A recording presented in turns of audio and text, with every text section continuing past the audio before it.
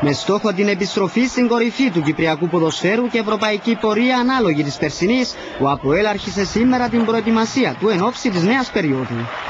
Πάντα οι στόχοι είναι πρωτάθλημα, κύπελλο, κυπριακές διοργανώσεις, αλλά επίσης και τα ευρωπαϊκά.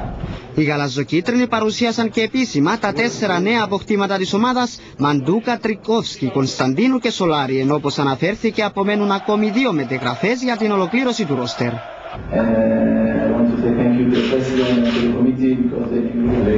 Λέγαμε πολλά πράγματα, θα αποδείξει στο γήπεδο ποιος είναι. Θα δώσει τον καλύτερο τεραστό για να γίνουμε ξανά πρωταθλητές.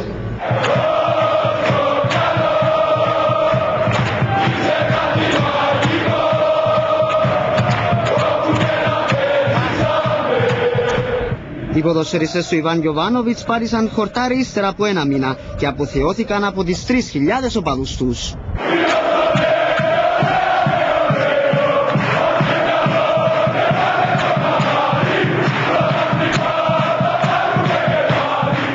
Τα μάτια όλων ήταν στραμμένα στα νέα αποκτήματα της ομάδας, ενώ ο Εστεπάν Σολάρη έγινε και πάλι σύνθημα στα χείλη των φίλων του ΑΠΟΕΛ.